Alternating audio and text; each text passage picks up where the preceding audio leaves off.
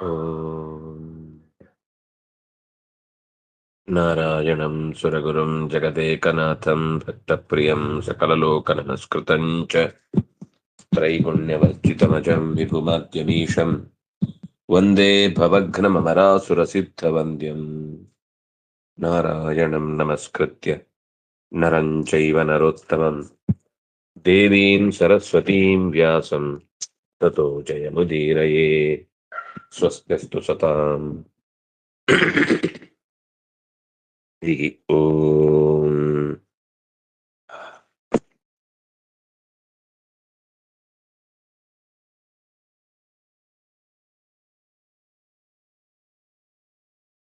ಮನ್ಮನಾಭವ ಮದ್ಭಕ್ತೋ ಮಧ್ಯಾಜೀ ಮಾಂ ನಮಸ್ಕುರು ಮಾಮೇ ವೈಶ್ಯಸಿ ಯುಕ್ತ್ವೇವಂ ಆತ್ಮಾನಂ ಮತ್ಪರಾಯಣ. ಮನುಷ್ಯನಿಗೆ ಸಾಧನೆ ಮಾಡುವ ದಾರಿಯಲ್ಲಿ ಹೊರಡುವ ಆಲೋಚನೆ ಇದ್ರೆ ಗುರಿ ತಾನಾಗಿ ಎದುರುಗೊಳ್ಳುತ್ತೆ ಅನ್ನುವ ಮಾತು ಹೇಳಿ ಯಾವುದಕ್ಕೂ ತಡೆ ಇಲ್ಲ. ಪಡಿಬೇಕು ಅನ್ನುವ ಆಸೆ ಮಾತ್ರ ಗಟ್ಟಿಯಾಗಿರ್ಬೇಕು. ಕೆಲವೊಂದ್ಸರ್ತಿ ನಮ್ಮ ತಪ್ಪುಗಳು ನಮ್ಮನ್ನ ಕೆಲ ಕಾಲ ಹಿಂದಕ್ಕಿಡಬಹುದು. ಆದ್ರೆ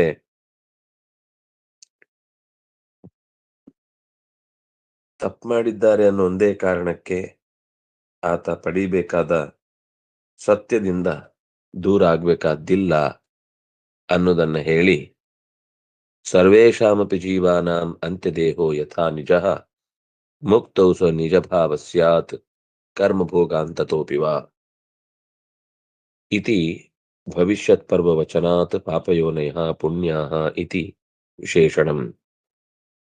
ಪುಣ್ಯಾಃ ಭಕ್ತಾಃ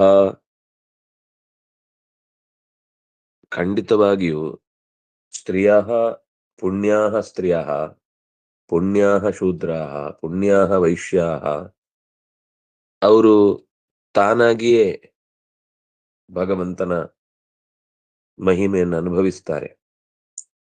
ಆದರೆ ಪಾಪದ ಕಾರ್ಯದಿಂದಾಗಿ ಅವರಿಗೆ ಸಾಧನೆಗೆ ಅನುಕೂಲಕರವಲ್ಲದೇ ಇರುವ ವಾತಾವರಣ ಏನಾದರೂ ನಿರ್ಮಾಣ ಆದರೆ ಅದು ಒಂದು ಕ್ಷಣಕಾಲದ ತಡೆ, ಒಂದು ಅರ್ಧ ವಿರಾಮ ಹೊರತು ಅದು ಪೂರ್ಣ ವಿರಾಮ ಅಲ್ಲ ಅಂತ ಆಚಾರ್ಯರೇ ಈ ವಿಷಯಕ್ಕೆ ಸ್ಪಷ್ಟಪಡಿಸಿದ್ದು. ಪಾಪಯೋನಯ ಅನ್ನೋದು ವಿಶೇಷಣ, ಪುಣ್ಯ ಅನ್ನೋದು ವಿಶೇಷಣ ಹೊರತು ಎಲ್ಲಾ ವ್ಯಕ್ತಿಗಳು ಕೂಡ ಪಾಪದಿಂದಾಗಿ ಹುಟ್ಟಿದವರು ಅನ್ನುವ ಅಭಿಪ್ರಾಯ ಅದಕ್ಕಿಲ್ಲ. ಎಲ್ರು ಏನಂದ್ರೆ ವಿಶೇಷವಾಗಿ ಅದನ್ನ ಪರಿಗಣಿಸ್ತಾರೆ. ಆಚಾರ್ಯ ಈ ಶಬ್ದದಲ್ಲಿ ಒತ್ತು ಕೊಟ್ಟದ್ದು ಇದು ವಿಶೇಷ ಅಲ್ಲ, ಇದು ವಿಶೇಷಣ. ಎಲ್ಲರೂ ಕೂಡ ಅದನ್ನ ವಿಶೇಷವಾಗಿ ವ್ಯಾಖ್ಯಾನ ಮಾಡ್ತಾರೆ. ಅದರಿಂದಾಗಿ ಒಂದು ತಪ್ಪು ಕಲ್ಪನೆ ಬರುತ್ತೆ. ಯಾವುದನ್ನ ವಿಶೇಷಣ ಯಾವುದನ್ನ ವಿಶೇಷ ಅಂತ ತಿಳ್ಕೊಂಡು ಮನುಷ್ಯ ಎತ್ತರಕ್ಕೆ ಏರ್ಬೇಕು. ಅದಕ್ಕೆ ಪುಣ್ಯನೂ ಹಾಗೇನೆ, ಅದು ಕೂಡ ಪುಣ್ಯದ ಬಲದಿಂದಾಗಿ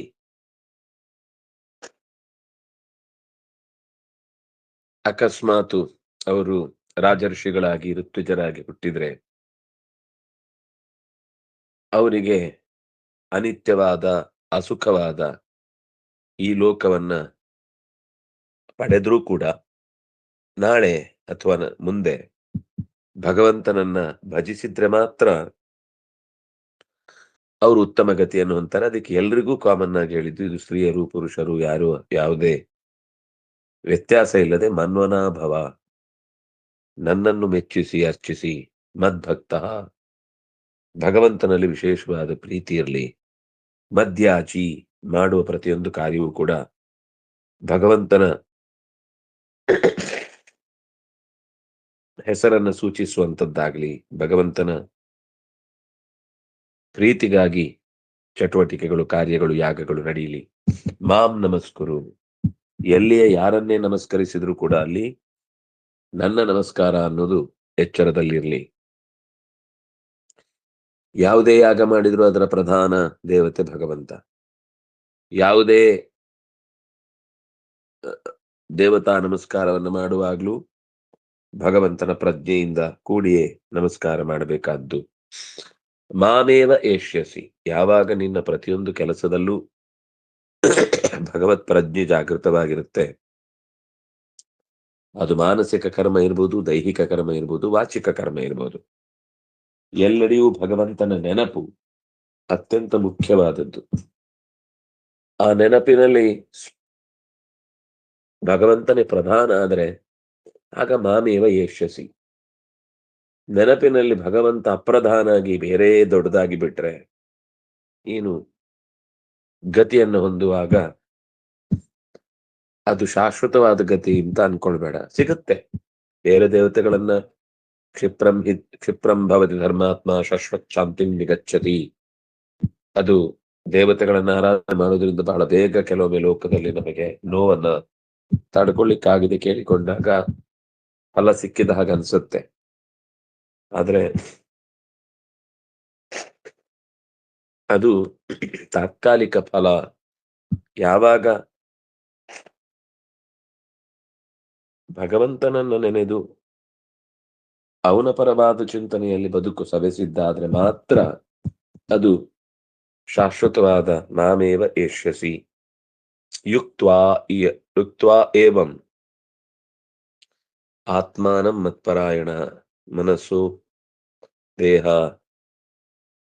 ಮಾತು ಎಲ್ಲವೂ ಕೂಡ ಪರಮಾತ್ಮನೇ ಪರತತ್ವ, ಪರಮಾತ್ಮನೇ ಪರಮ ಅಯನ, ಪರಮಾಶ್ರಯ ತಾಣ ಅವನೇ ಅನ್ನುವ ಎಚ್ಚರ ಇದ್ದಾಗ ಅವನಿಗೆ ಯಾವುದೇ ತರದ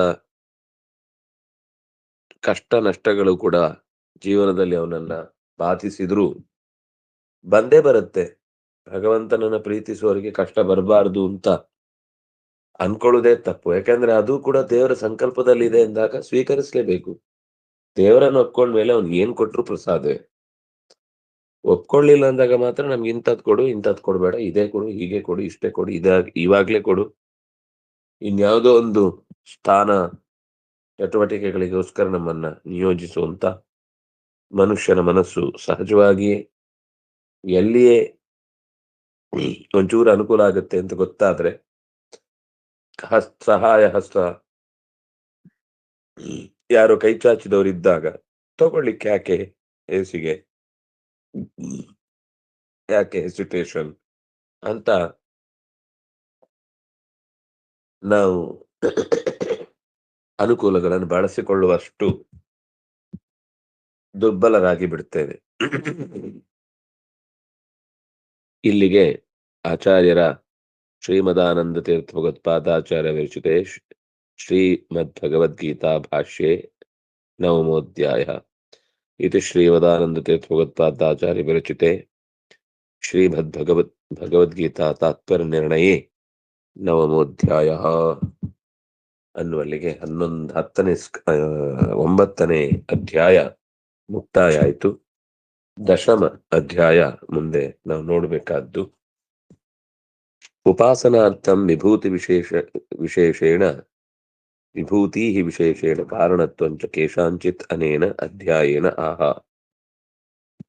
10ನೇ ಅಧ್ಯಾಯದ ಮೊದಲ ಸಾಲು. ಇಲ್ಲಿ ತನಕ 9ರಲ್ಲಿ ಜ್ಞಾನ ವಿಜ್ಞಾನಗಳ ಬಗ್ಗೆ ಮಾತನಾಡಿ ಈಗ ವಿಭೂತಿ ಅಂದ್ರೆ ಭಗವಂತನ ವಿಶಿಷ್ಟ ರೂಪಗಳನ್ನ ಪರಿಚಯಿಸಿ ಅವುಗಳಿಗಿರುವ ವಿಶೇಷ ಕಾರಣಗಳು, ಅಂದ್ರೆ ಅದು ಯಾವುದಕ್ಕೆ ಆ ರೀತಿಯಾದ ಹಿನ್ನೆಲೆಯಲ್ಲಿ ನಮ್ಮನ್ನ ಬೆಂಬಲಿಸ್ತಾವೆ ಅನ್ನೋದನ್ನ ಕೇಶಾಂಚಿತ್ ಕೆಲವನ್ನ ಅನೇನ ಅಧ್ಯಾಯೇನ ಆಹ ಕೆಲವು ವಿಶೇಷ ಭಗವಂತನ ರೂಪಗಳನ್ನ ಈ ಅಧ್ಯಾಯದಲ್ಲಿ ನಿರೂಪಣೆ ಮಾಡಿದ್ದಾರೆ. ಶ್ರೀ ಭಗವಾನುವಾಚ ಭೂಯ ಏವ ಮಹಾಬಾಹೋ ಶೃಣು ಮೇ ಪರಮಂ ವಚಃ ಯತ್ತೇಹಂ ಪ್ರಿಯಮಾಣಾಯ ವಕ್ಷ್ಯಾಮಿ ಹಿತಕಾಮ್ಯಯ. ಮಹಾಬಾಹೋ ಅಂತ ಅರ್ಜುನನನ್ನ ಸಂಬೋಧಿಸಿ ಹೇಳ್ತಾ ಇದ್ದಾನೆ, ಮಹಾಬಾಹೋ ಭೂಯಃ ಏವ ಶೃಣು, ಮತ್ತೆ ಮತ್ತೆ ಕೇಳು. ನನ್ನ ಪರಮಂ ವಚಃ, ಮೇ ಪರಮಂ ವಚಃ ಭೂಯ ಏವ ಶೃಣು. ನಾನು ಹೇಳಿದ ಮಾತನ್ನ ಗಂಭೀರವಾಗಿ ಕೇಳು. ಹೊರಗಡೆ ನಮಗೆ ಈಗ ಸಿಕ್ಕಿದಂತಹ ವಾತಾವರಣ ಏನಿದೆ, ಅದು ನಮಗೆ ಸಪೋರ್ಟಿಗೆ ಸಿಕ್ಕಿದ್ರೆ, ಅಂದ್ರೆ ಸಪೋರ್ಟ್ ಆಗಿ ಸಿಕ್ಕಿದ್ರೆ ಅದು ಲಾಭ. ಆದ್ರೆ ಹೊರಗೆ ಸಪೋರ್ಟ್ ಇಲ್ಲದೆ ಹೋದ್ರೂ ಕೂಡ ಒಳಗಿನಿಂದ ಭಗವಂತನ ಯಾವುದೋ ಒಂದು ವಿಭೂತಿ ನಮಗೆ ಸಹಾಯಕ್ಕೆ ನಿಂತ್ರೆ, ನಾವು ಯಾವ ಸ್ಥಿತಿಗತಿಯಲ್ಲಿದ್ರೂ, ಜಾತಿ ಮತ ಲಿಂಗ ಈ ಯಾವುದೇ ಭಿನ್ನ ಅವಕಾಶಗಳಿದ್ರೂ ಕೂಡ, ಅದು ಭಿನ್ನ ಅನ್ನುವ ಸ್ಥಿತಿಯಲ್ಲಿ ಕೈ ತಪ್ಪಿ ಹೋಗುವಂತಿದ್ರು ಕೂಡ ದೇವ್ರು ನಮ್ಮನ್ನ ಕೈ ಬಿಡಲ್ಲ. ನಮ್ಗೆ ಸಿಗಬೇಕಾದ್ದನ್ನ ದೇವ್ರು ತಪ್ಸಲ್ಲ, ಮತ್ತು ಬೇರೆ ಯಾರಿಂದಲೂ ತಪ್ಸ್ಲಿಕ್ಕೆ ಆಗಲ್ಲ. ದೇವ್ರು ಕೂಡ ತಪ್ಸಲ್ಲ ಅಂತ ನಾವು ಯೋಚನೆ ಮಾಡಬಾರದು. ದೇವ್ರು ಯಾವತ್ತೂ ತಪ್ಸಲ್ಲ. ನಮ್ಗೆ ಯೋಚನೆ ಆಗ್ಬೇಕಾದ್ರೆ ಬೇರೆಯವರು ತಪ್ಪಿಸ್ಲಿಕ್ಕೆ ಪ್ರಯತ್ನ ಮಾಡಿದ್ರೆ ದೇವ್ರು ಸುಮ್ಮನಿದ್ ಬಿಡ್ತಾನ? ಇಲ್ಲ. ಅದಕ್ಕೆ ಎಲ್ಲೆಲ್ಲಿ ಭಗವಂತನ ವಿಭೂತಿಯನ್ನ ನೆನಪಿಸ್ಕೊಂಡ್ರೆ, ಒಬ್ಬನಿಗೇನೆ ಅಷ್ಟು ವಿಭೂತಿಯ ಪರಿಚಯ ಆಯ್ತು ಅಂದ್ರೆ, ಅವನಿಗೆ ಎಲ್ಲಿಯೂ ಕೂಡ ಮನಸ್ಸು ವಿಕಾರ ಆಗುವುದಕ್ಕೆ ಅವಕಾಶ ಇಲ್ಲ. ಏನ್ ನೋಡಿದ್ರು ಅದರಲ್ಲಿ ಒಂದು ಭಗವದ್ ರೂಪ ಅವನಿಗೆ ಕಣ್ಮುಂದೆ ಕಾಣುತ್ತೆ. ಹಾಗಾಗಿ ಹೊರಗಿನಿಂದ ಯಾರೇ ಏನೇ ಅವನ ಹುಟ್ಟಿನ ಬಗ್ಗೆ ಅಥವಾ ಅವನ ಸುತ್ತಲಿನ ವಾತಾವರಣದ ಬಗ್ಗೆ, ಅವನಿಗೆ ಸಿಕ್ಕಿದ ವಿದ್ಯೆಯ ಬಗ್ಗೆ ಏನೇ ಅವನನ್ನ ತಿರಸ್ಕರಿಸಿದ್ರು ಅಥವಾ ಹಿಂದಕ್ಕೆ ಅವನನ್ನ ತಳ್ಳಿದ್ರು ಕೂಡ, ಈ ತಿಳುವಳಿಕೆ ಇದ್ರೆ, ಇದಕ್ಕೋಸ್ಕರ ಯಾರೋ ನಮಗೆ ಅವರು ಬುದ್ಧಿವಾದ ಹೇಳಿ ಉಪದೇಶ ಮಾಡಿ ನಮ್ಮನ್ನ ಮೋಕ್ಷ ಕರ್ಕೊಂಡು ಹೋಗ್ತೇನೆ ಅಂತ ಹೇಳಲಿಕ್ಕೆ ಆಗಲ್ಲ. ನಿನ್ನ ಪ್ರೀತಿಗೋಸ್ಕರ, ನಿನಗೆ ಹಿತ ಮಾಡಬೇಕು, ನಿನ್ನ ವಿಷಯದಲ್ಲಿ ನನಗೆ ತುಂಬಾ ಕಾಳಜಿ ಇದೆ ಅನ್ನುವ ದೃಷ್ಟಿಯಿಂದ ಹಿರಿಯರು ಮಾಡುವ ಉಪಾಸನೆಯ ಮುಖದ ಕೆಲವು ಪರಿಚಯ ಕೊಡ್ತಾ ಇದ್ದಾರೆ. ಮತ್ತೆ ಅದಕ್ಕೊಂದು ಸೂಕ್ಷ್ಮವಾದ ಬೆಳವಣಿಗೆಯನ್ನು ಕೊಟ್ಟಿದ್ದಾರೆ. ಯತ್ತೇಹಂ ಪ್ರಿಯಮಾಣಾಯ ವಕ್ಷ್ಯಾಮಿ, ತೇ ಅಹಂ ಪ್ರಿಯಮಾಣಾಯ, ನಿನಗೆ ನಾನು ಆತ್ಮೀಯ, ಯಾವುದೂ ಕೂಡ ನಾನು ನಿನ್ನನ್ನು ದೂರ ಇಟ್ಟು ಯೋಚನೆ ಮಾಡುವವನಲ್ಲ. ಅರ್ಜುನನಿಗೆ ಹೇಳುವ ಮಾತು, ಯತ್ತೇಹಂ ಪ್ರಿಯಮಾಣಾಯ, ನಿನಗೆ ನಾನು ಯಾವತ್ತೂ ಕೂಡ ಹಾನಿ ಎಸಗಿದವನಲ್ಲ, ಹಿಂಸೆ ಮಾಡಿದವನಲ್ಲ. ಅಂದ್ರೆ ನನ್ನ ವಶದಲ್ಲಿರ್ಬೇಕು ಅಂತ ನಿನಗೆ ಗೊತ್ತಿಲ್ಲದ ಹಾಗೆ ಬೇರೆ ಬೇರೆ ನೀನು ವಿರುದ್ಧ ಚಟುವಟಿಕೆಗಳನ್ನ ನಡೆಸಿದವನು ನಾನಲ್ಲ. ದೇವ್ರು ನಡೆಸುವುದೂ ಇಲ್ಲ. ಎತ್ತೇಹಂ ಪ್ರಿಯಮಾಣಾಯ ವಕ್ಷ್ಯಾಮಿ ಹಿತಕಾಮ್ಯಯ.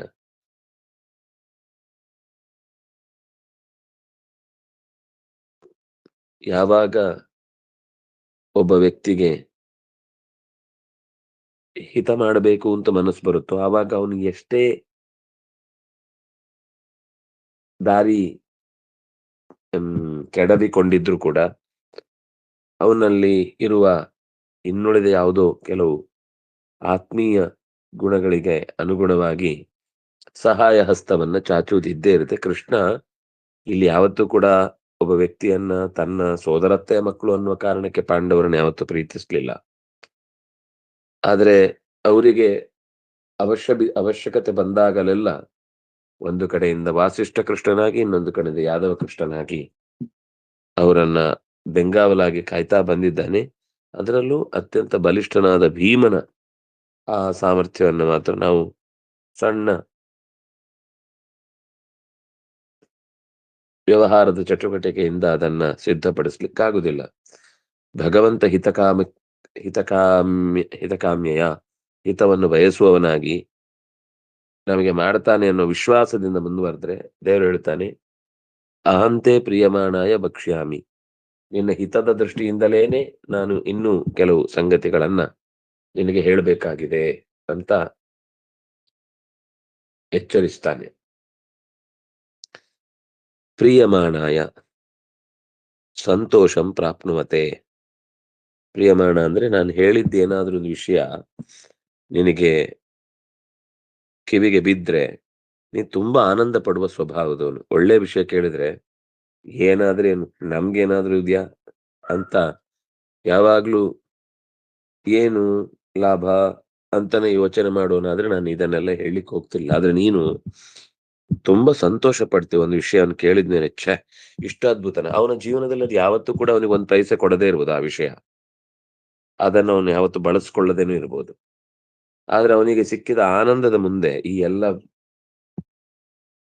ರಂಗುರಂಗಿನ ಬಣ್ಣದ ಲೋಕದ ಆಟಗಳೇನಿದೆ ಅದು ತತ್ಕಾಲದಲ್ಲಿ ಅವನನ್ನ ಹಾಗೆ ಎತ್ತರದಲ್ಲಿ ಇರಿಸ್ಬೋದು, ಅಥವಾ ನನಗೆ ಇಂಥದ್ದು ಗೊತ್ತಾಗ್ಬೇಕು ಗೊತ್ತಾಗ್ಲಿಲ್ಲ ಅಂತ ಕುತೂಹಲದಿಂದ ಪ್ರತಿಯೊಂದು ವಸ್ತುವನ್ನು ಕಲಿಯುವುದು ತಪ್ಪಲ್ಲ. ಆದ್ರೆ ಕೆಟ್ಟ ಕುತೂಹಲವು ಎಷ್ಟು ಅಪಾಯಕಾರಿಯೋ ಆದ್ರೆ ಸಿಕ್ಕಿದ ವಿಷಯದಲ್ಲಿ ತೃಪ್ತಿ ಇರುವುದು ಕೂಡ ಅಷ್ಟೇ ಮುಖ್ಯ ಆಗತ್ತೆ.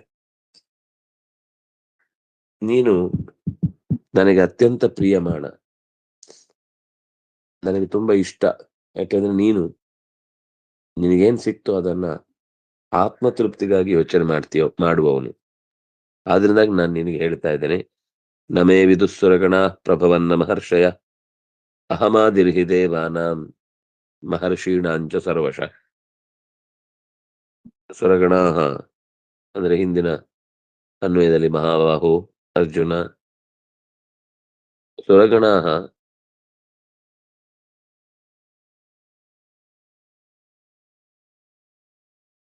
ನಮೇ ವಿದುಸ್ಸುರಗಣಾ ಪ್ರಭವಂ ನ ಮಹರ್ಷಯ ಅಹಮಾದಿರ್ಹಿ ದೇವಾನಾಂ ಮಹರ್ಷೀಣಾಂಚ ಸರ್ವಶ.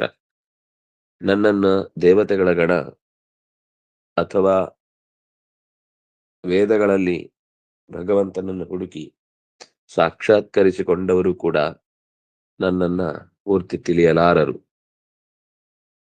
ಮತ್ತೆ ತಿಳಿಯುವುದಿಲ್ಲ ಅಂದ್ರೆ ಯಾಕೆ ಮತ್ತೆ ಈಗಲೂ ತಪಸ್ಸು ಮಾಡ್ತಾ ಇದ್ದಾರೆ?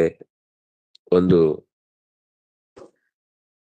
ವಿಷಯಕ್ಕೆ ಅವರು ತಲ್ಲೀನರಾದಾಗ ಅದು ದಡ ಮುಟ್ಟುವ ತನಕ ಅವರು ಅದರಿಂದ ಹೊರಗೆ ಬರುವುದಿಲ್ಲ.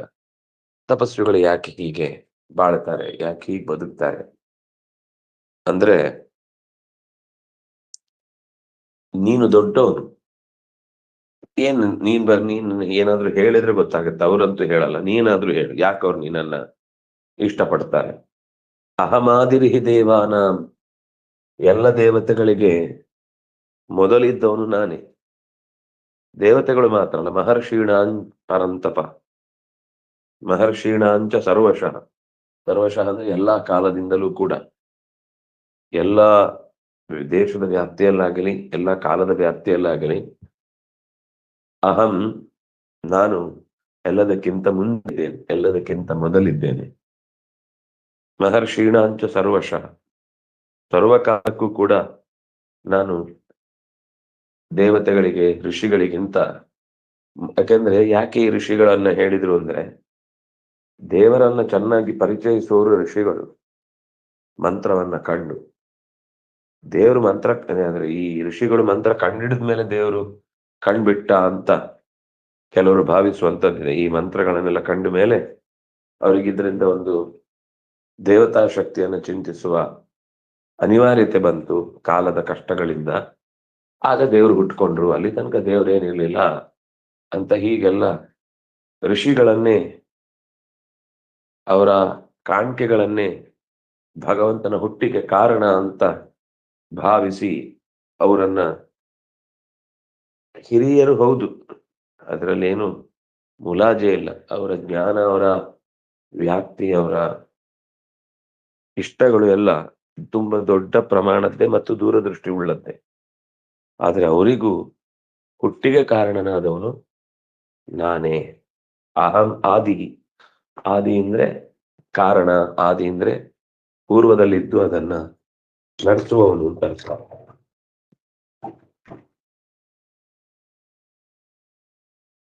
ಅದಕ್ಕೆ ಆಚಾರ್ಯರು ವಿವರಣೆಯನ್ನ ಕೊಡುವಾಗ ಪ್ರಥಮ ಪ್ರಭವಂ, ಪ್ರಭಾವಂ, ಪ್ರಭವಂ ನ ಮಹರ್ಷಿ. ಅವರ ಸುರಗಣಾ ಪ್ರಭವಂ ನ ಮಹರ್ಷಯಃ ಮದೀಯಾ ಜಗದುತ್ಪತ್ತಿಂ ವಾ ಮದೀಯಾಂ ನನ್ನವಳೆಯಾದ ಜಗ ಪ್ರಕೃತಿ ಮಾಲಿನಿಯಾದ ಜಡ ಪದಾರ್ಥಗಳನ್ನು ನಿಯಂತ್ರಿಸುವ ಶಕ್ತಿಯನ್ನಾಗಲಿ ತರುವವನು ನಾನೇ.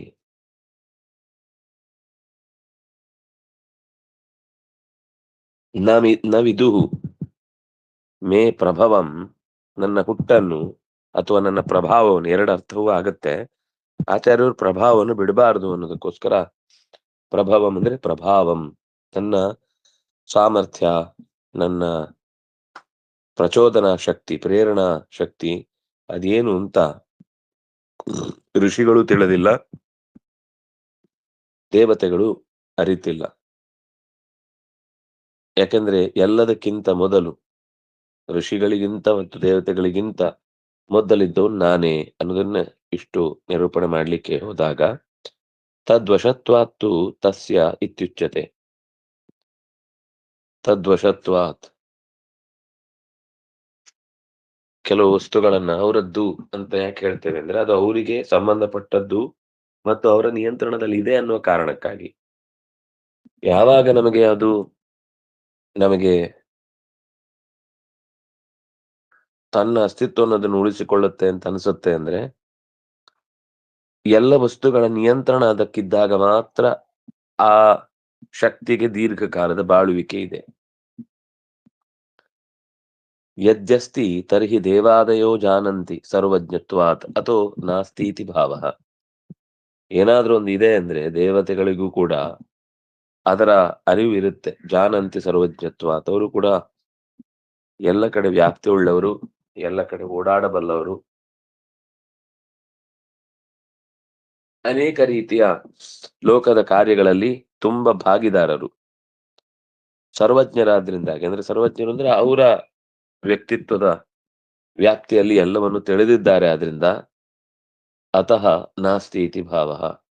ಆದ್ರಿಂದ ಭಗವಂತನವರು ಯಾರು ಅಂತ, ಯದಿ ಅವರು ದೇವತೆಗಳಲ್ಲಿ ತುಂಬಾ ಶ್ರೇಷ್ಠರು, ಹಾಗೆ ಹೀಗೆ ಇಷ್ಟು ವರ್ಷ ಸಾಧನೆ ಮಾಡಿದ್ದಾರೆ, ಇನ್ನೊಂದು ಮತ್ತೊಂದು 100 ಕಾರ್ಯಗಳನ್ನು ಹೇಳಿದ್ರು ಕೂಡ ಅವ್ರ ಕೊನೆಗೆ ಮುಕ್ತಾಯ ಆಗುವುದು ಭಗವಂತನ ಬಾಯಿಯನ್ನು ಪ್ರವೇಶಿಸಿ ಅಥವಾ ಸಂಹಾರದಲ್ಲಿ ಭಗವಂತನಿಗೆ ಮುಕ್ತಾಯ ಹಾಡಿ. ಆದ್ರೆ ಆ ಮುಕ್ತಾಯದ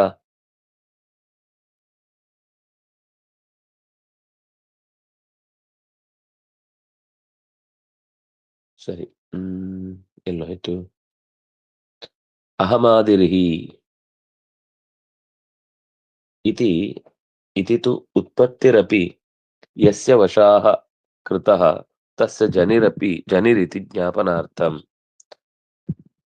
ಕೊನೆಯಾಗುವುದು ಮತ್ತೆ ಜಗತ್ತಿಗೆ ತರುವುದು ಇದು ನಿಯಂತ್ರಣದ ಒಂದು ಸ್ವಭಾವ ಅಥವಾ ನಿಯಂತ್ರಣಕ್ಕೆ ಇರುವಂತಹ ಒಂದು ಸೈನ್. ಹೇಗೆ ಗೊತ್ತಾಗುತ್ತೆ? ಅದರ ಹುಟ್ಟು ಸಾವು ಯಾವುದು ಎರಡೂ ಕೂಡ ಒಬ್ಬನ ಕೈಯಲ್ಲಿದ್ರೆ, ಹುಟ್ಟಿಸ್ತೇನೆ ಸಾಯಿಸ್ಲಿಕ್ಕೆ ಅಥವಾ ಸಾಯಿಸ್ತೇನೆ ಹುಟ್ಟಿಸ್ಲಿಕ್ಕಾಗಲ್ಲ, ಹೇಳಿದ್ರು ತಪ್ಪೆ. ಹುಟ್ಟಿಸಲು ಬಲ್ಲೆ, ಮುಗಿಸಲು ಬಲ್ಲೆ. ಇದು ಎರಡೂ ಇದ್ದಾಗ ಮಾತ್ರ ಭಗವಂತನ ತಿಳಿವು ಸ್ಪಷ್ಟ ಆಗುತ್ತೆ. ಅವನೇ ಒಂದ್ ದಿವಸ ಕೊನೆಗೆ ಮುದುಕನಾಗಿ ಸಾಯ್ತಾನೆ ಅನ್ನುವಷ್ಟು ಭ್ರಮೆ ಇದ್ರೆ, ಒಂದಿಷ್ಟು ಕಾಲ ಆ ನೆನಪಿನಲ್ಲಿ ವಿಚಿತ್ರವಾದ ಲೋಕದ ಕೆಲವು ಕೆಟ್ಟ ಅನುಭವಗಳು ಅಥವಾ ಒಳ್ಳೆಯ ಅನುಭವಗಳು ಏನೇ ಇದ್ರೂ ಕೂಡ ಅದು ನಮಗೆ ಪಾಠವನ್ನ ಕೊಡುತ್ತೆ. ಈ ಅಂಶದಲ್ಲಿ ಭಗವಂತನ ಹುಟ್ಟಿನ ಬಗ್ಗೆ ಅಥವಾ ಭಗವಂತನ ಸ್ಥಾನಕ್ಕೆ ಚ್ಯುತಿ ಬರುವಂತಹ ರೀತಿಯ ಕೆಲಸಗಳಿಂದ ಅವಮಾನಗೊಳಿಸುವುದಕ್ಕೆ ಬಳಸಿದ ಪ್ರಯತ್ನ ಯಾವತ್ತೂ ಸಫಲ ಆಗುವುದಿಲ್ಲ. ಯಾಕಂದ್ರೆ ದೇವರನ್ನ ಅವನ ವಶದಲ್ಲಿ ಅವನಿದ್ದಾನೆ ಅಂತ ತಿಳಿಯುವುದು ಮೊದಲ ಗುರಿ ಅಥವಾ ಮೊದಲ ಅಂಶದಿಂದ ನಾವು ಅಧ್ಯಾತ್ಮವನ್ನು ಪ್ರವೇಶ ಮಾಡಬೇಕಾಗುತ್ತೆ. ಅವನ ಹುಟ್ಟು ಅವನ ಕೈಯಲ್ಲಿದೆ ಹೊರತು ನಮ್ ಯಾರ ಕೈಲೂ ಇಲ್ಲ. ಅಲ್ಲಿಂದ ಎಲ್ಲಿಯೇ ಒಬ್ಬ ವ್ಯಕ್ತಿ ಗುಣವಂತಿಕೆಯಿಂದ ಕೂಡಿಕೊಂಡು ಪ್ರವೇಶ ಮಾಡಿದ್ರೆ ಅವನಿಗೆ ಎಲ್ಲಿದ್ರೂ ಗೌರವ ಸಿಗುತ್ತೆ. ಯಾಕೆಂದ್ರೆ ಅವನ ವಶದಲ್ಲಿ ಅವನಿದ್ದಾನೆ. ಹಾಗೆ ಭಗವಂತನ ಅಸ್ತಿತ್ವದ ಬಗ್ಗೆ ಹೇಳುವಾಗ ಹುಟ್ಟು ಸಾವು ಎರಡೂ ಅವನ ಕೈಯಲ್ಲಿ, ಜಗತ್ತಿನ ಎಲ್ಲಾ ವಿಷಯಗಳ ಬಗ್ಗೆಯೂ ವ್ಯಾಪ್ತಿ ಇದೆ ಅಂತಂದಾಗ ಆ ವ್ಯಾಪ್ತಿಗೆ ಹುಟ್- ಹುಟ್ಟುವುದು ಅಂತ ಹೇಳ್ತೇವೆ. ಅಹಂ ಸರ್ವಸ್ಯ ಜಗತಃ ಪ್ರಭವ ಪ್ರಳಯಸ್ತುತಾ.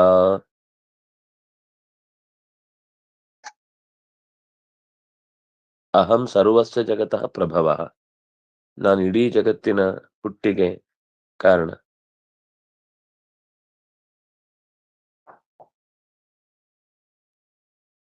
ಎಲ್ಲ ವಸ್ತುಗಳ ಹಿಂದೆ ಇರುವಂತಹ ಗಟ್ಟಿ ಶಕ್ತಿ ಅದು ನಾನಾಗಿದ್ದೇನೆ. ಉಕ್ತಂಚ ಏತತ್ ಸರ್ವ ಮಂತ್ರಂ ಸರ್ವಮನ್ಯತ್ರಾಪಿ. ಈಗ ಗೀತೆಯಲ್ಲಿ ಏನ್ ಮಾತಿ ಬಂತು, ಇದು ಗೀತೆಯಲ್ಲಿ ಮಾತ್ರ ಇರುದು, ಇನ್ನೆಲ್ಲಿಗೂ ಸಂಬಂಧ ಇಲ್ಲ ಅಂತಲ್ಲ. ನಮೇ ವಿದುಸುರಗಣಾಃ ಅನ್ನುವ ಮಾತು ಇಲ್ಲಿ ಮಾತ್ರ ಅಲ್ಲ, ಬೇರೆ ಕಡೆಯೂ ಕೂಡ ಈ ವಿಷಯದಲ್ಲಿ ಚರ್ಚೆ ನಡೆದಿದೆ ಅಂತ ಆಚಾರ್ಯರು ಅದಕ್ಕೆ ಜ್ಞಾಪಕವಾದ ಸಾಲನ್ನ ಹೇಳ್ತಾ ಇದ್ದಾರೆ. ಹ್ಮ್ ಸಾಕು. ಮತ್ತೆ ಮುಂದಿದ್ದು ಮುಂದುವರಿಸಲಿಕ್ಕೆ ಮತ್ತೆ ನಾಳೆ ಪ್ರಯತ್ನ ಮಾಡೋಣ. ಯಾಕಂದ್ರೆ ಅದು ಮುಂದೆ ಇನ್ನೂ ತುಂಬಾ ದೊಡ್ಡದು ಹೋಗುತ್ತೆ ವಿಷಯ. ನಾಳೆ ನೋಡೋಣ. ಶ್ರೀ ಹರಿಪ್ರಿಯತಾಂ ಶ್ರೀ ಕೃಷ್ಣ ಅರ್ಪಣಮಸ್ತು.